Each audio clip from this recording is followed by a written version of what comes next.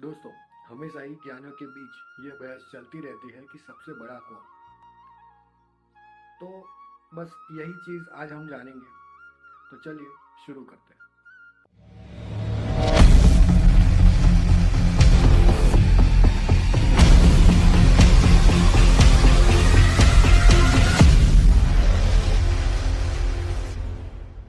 दोस्तों, भगवान शिव को मानने वाले ये कहेंगे कि सबसे पहले शिव जी आए। भगवान राम को और भगवान कृष्ण को मानने वाले ये कहेंगे कि सबसे पहले विष्णु जी आए। अब सच हकीकत जो है, जो सच्ची बात है, वो आज तक कोई जानेगा नहीं और भविष्य में कोई जान पाएगा नहीं। उसका एक ही रीज़न है कि अगर आप शिव पुराण उठाएंगे तो उसमें यह लिखा है कि सबसे पहले शिव जी आए। अगर आप विष्णु पुराण उठाएंगे तो उसमें यह लिखा है कि सबसे पहले विष्णु जी आए। यदि आप ब्रह्म पुराण उठाएंगे तो उसमें लिखा है कि सबसे पहले ब्रह्मा जी आए।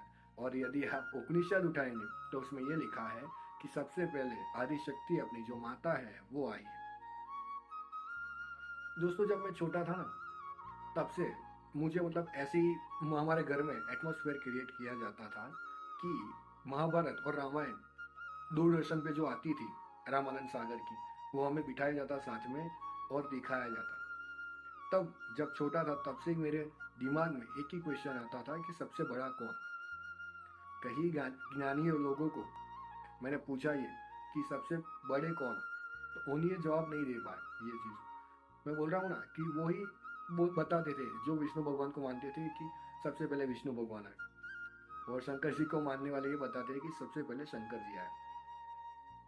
बस यही चीज़। और कितने लोग ऐसे थे कि जब मैं बहस करता था कि ऐसा क्यों, फिर ऐसा क्यों, तो वो सामने अनुभव थे वो लोग भी कि मुझे पागल समझते थे कि ये पागल है, वे कुछ भी बोलता रहता है। तो फिर भी मैंने क्वेश्चन पूछना बंद नहीं किया, चालू किया।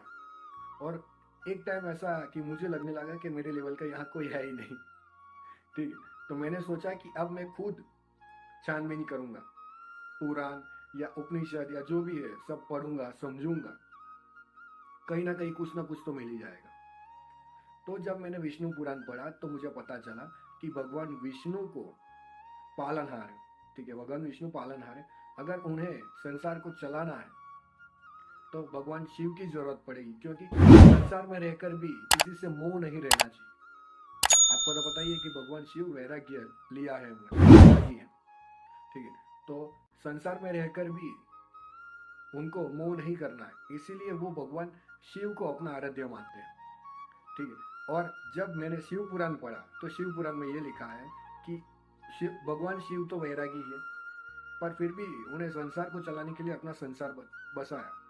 ठीक है, माता पार्वती से उन्होंने शादी की, गणेश जी को जन्म दिया, कार्तिकी जी को जन्म दिया, अशोक सुंदरी को जन्म दिया। ठीक है, ये सब उन्होंने किया, पर फिर भी उन्हें वैरागी है और संसार में रुचि तो लानी ही पड़ेगी। इसीलिए वो भगवान विष्णु को अपना आराध्य मानते हैं।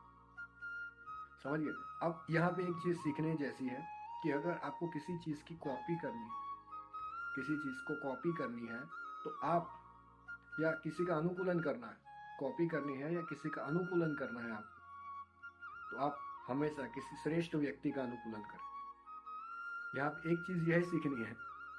ठीक है, उसके बाद जैसे जैसे मैं बड़ा होता गया तब मुझे पता चलने लगा कि दोनों चीज एक ही है, दोनों के कार्य अलग अलग है। कि सबसे पहले ये जान लेते हैं कि ब्रह्मा जी जो है वो सृष्टि के रचयिता है, सृष्टि की रचना करते हैं। उसके बाद आते हैं विष्णु भगवान, जो सृष्टि को चलाते हैं, पालन करते हैं सृष्टि का। और उसके बाद जो आते हैं शिव जी, जो सृष्टि को विनाश करते हैं। ठीक है, बस यही चीज है। तीनों के तीनों लोग एक ही हैं, उनका कार्य अलग है। अगर आप भगवान शिव को पूछते हैं तो शिव जी किसको पूछते हैं? विष्णु जी को। ठीक है, अगर विष्णु जी को आप पूछते हैं तो विष्णु जी किसको पूछते हैं? भगवान शंकर को। एक दूसरे के आराध्य ही है दोनों, एक। ठीक है, गुरु मानते हैं एक दूसरे को वो। तो अगर आप किसी एक की पूजा करेंगे तो ऑटोमेटिकली दूसरे की पूजा हो ही जाएगी। और वो दोनों ही एक दूसरे को अपने से बड़ा मानते हैं, गुरु मानते हैं खुद एक दूसरे को, दूसरे का। ठीक है, तो अपने क्यों एक मानव जाति जो है, ठीक है, हम जो है वो क्यों अंदर अपने दिल में गलत फैमिली पाल के बैठे कि सबसे बड़े ये, ठीक है, इसीलिए दोनों अलग नहीं है, दोनों एक ही है।